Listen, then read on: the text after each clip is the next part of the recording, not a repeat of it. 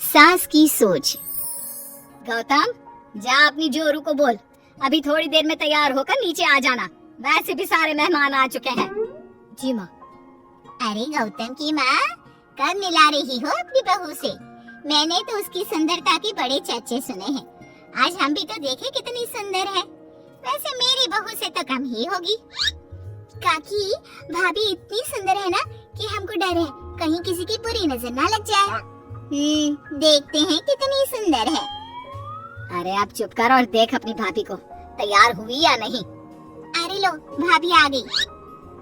अरे कितनी सुंदर है, इसके चेहरे पे तो चांद सी चमक है। सुन रिमझिम, क्या नाम है तेरी भाभी का? सही पहचाना आपने, चांदनी है मेरी भाभी का नाम। क्या हुआ काकी, मुंह से बाहर शब्द नहीं निकल रहे? यह चांदनी भाभी की चांद सी सुंदरता ने आपका मुंह बंद करवा दिया। हाँ सुंदर तो है, पर सुंदरता से क्या होता है? लड़की में गुण भी तो होने चाहिए। मेरी बहू में सुंदरता के साथ साथ संस्कार भी है। अरे वाह गौतम, सच्ची में तुम्हारी बीवी बहुत सुंदर है। हाँ, एकदम चांद जैसी अलग चमक रही है तुम्हारी बीवी इस पूरी पार्टी में। बात तो तुम एकदम सही कह रहे हो। इस भीड़ में भी सबसे अलग चमक रही है मेरी चांदनी। आज इस पार्टी में तुम्हारी बीवी की सुंदरता ने 4 चांद लगा दिया है। कुछ दिनों बाद जब गौतम की माँ आस पड़ोस की औरतों से गप्पे मार रही होती है। माँ जी, मेरी माँ की तबीयत थोड़ी खराब है, आप इजाजत दो तो क्या मैं और गौतम एक बार वहाँ हो आए? हाँ हाँ बहू, ठीक है। जब शाम को गौतम काम से आ जाए तो अपने मायके हो आना। ये क्या, उसने बोला और तुमने जाने दिया? हाँ, अभी उसने बताया तो सही, उसकी माँ की तबीयत खराब है। लेकिन तुमने जाने क्यों दिया? तुम्हें मना कर देना चाहिए था। लेकिन क्यों? अरे तुम्हारी बहू को अभी शादी किए थोड़े ही दिन हुए हैं और वो अपने मायके जा रही है। अरे घूमने थोड़ी ना जा रही है, वो अपनी माँ को देखने जा रही है। अरे कुछ नहीं जानती, बहुत भोली हो। ये बहुएं बस बहाने बनाती हैं अपने मायके जाने के लिए। मैं तो कहती हूँ तुम अपनी बहू पे थोड़ा ध्यान दो। एक तो तुम्हारी बहू रूप की सुंदर है, कहीं तुम्हारे बेटे को बहला फुसला ना दे। लेकिन वो ऐसा क्यों करेगी? और वैसे भी वो ऐसी नहीं है, वो मेरा बहुत ध्यान रखती है। तुम ना आजकल की बच्चों को नहीं जानती।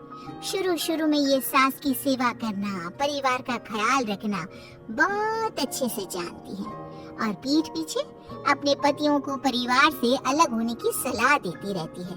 क्यों बहनों, क्या मैं गलत कह रही हूँ? हाँ वैसे बात तो सही है आपकी। और पता है, मेरी बहन के बेटे की शादी को अभी 1 महीना भी नहीं हुआ और उसका बेटा अपनी बीवी की हर बात मानता है, और तो और अपनी बीवी के लिए अपनी माँ से लड़ता भी है। पूरा का पूरा अपनी जोरू का गुलाम बन गया है। तुम्हारी बहू वैसे भी इतनी सुंदर है, ऊपर से पढ़ी लिखी भी है, और आजकल की पढ़ी लिखी लड़कियां अपने पति को चिकनी चुपड़ी बातों में फंसाकर अपना काम निकलवाना जानती है। हाँ। अरे हाँ, पर मेरी बहू चांदनी समझदार है। हाँ यही तो बात है, तुम किसी के चेहरे पे देखकर उसके दिमाग में क्या चल रहा है वो थोड़ी ना बता सकती हो। और हाँ, अपनी बहू के चांद से सुंदर चेहरे को देखकर धोखा मत खा जाना। अरे जरूरी थोड़ी ना है जो इंसान चेहरे से सुंदर हो वो मन से भी सुंदर हो, क्योंकि चांद पे भी तो दाग होते हैं। थोड़ी देर बाद सभी अपने अपने घर चले जाते हैं। शाम को चांदनी और गौतम घर आते हैं। और बहू, माँ को देखाई? जी माँ जी, अब थोड़ा ठीक है। बहू, अब तुम्हारा घूमना फिरना हो गया हो तो घर के कामों में मेरा हाथ बटाओ। जी माँ जी। मेरा ये घुटनों का दर्द कभी भी शुरू हो जाता है। बहू, लगता है आज सारा काम तुझे को करना होगा। कोई बात नहीं माँ जी, काम ही तो है, काम तो होता रहेगा। आप पहले अपना ख्याल रखिए। ठीक है, अब तो इतना बोल ही रही है तो मैं अपने कमरे में आराम करने जा रही हूँ। अगले दिन सुबह जब गौतम ऑफिस के लिए निकल रहा होता है। माँ, अब कैसा है तुम्हारे घुटनों का दर्द? ज्यादा तो नहीं हो रहा? नहीं तो शाम को चांदनी आपको डॉक्टर के पास दिखाएगी। तुझे किसने बताया? बहू ने इतनी जल्दी तेरे पास मेरी चुगली भी कर दी? माँ, चुगली नहीं, उसे आपकी चिंता है इसलिए उसने मुझे बताया। उसे डर था कहीं आपका दर्द बढ़ ना जाए। थोड़ी देर बाद चांदनी वहाँ आती है। माँ जी, मैं सोच रही थी हम लोगों को अब किसी दूसरे घर में शिफ्ट हो जाना चाहिए। लेकिन क्यों? और अचानक से तुम्हें ये ख्याल क्यों आया? वो माँ जी, मेरी एक सहेली अपना घर बेच रही है और उसका घर गौतम के ऑफिस के पास पड़ता है। और देखिए ना, गौतम को यहाँ से ऑफिस कितना दूर पड़ता है और आपके लिए भी बाजार दूर पड़ता है। अगर हम वो घर खरीद लेते हैं तो हमारा कितना फायदा है। गौतम को ऑफिस के लिए दूर नहीं जाना पड़ेगा और आपको जब शॉपिंग जाने का मन करे आप जा सकती हो।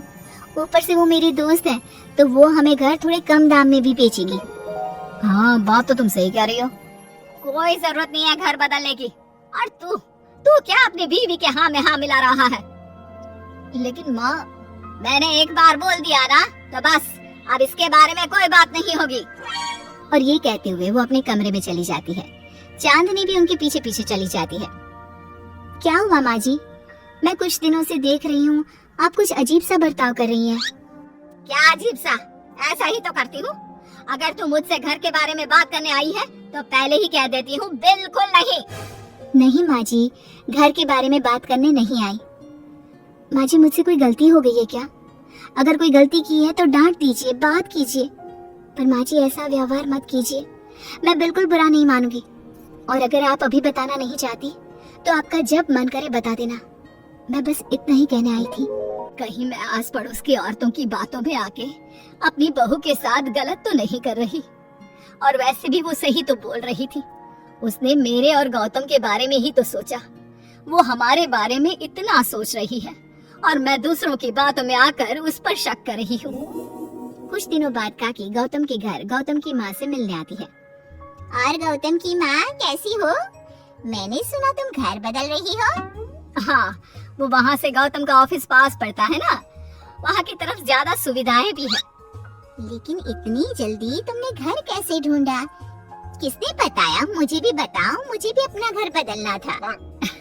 ये चांदनी का आइडिया था, उसी ने घर ढूंढा।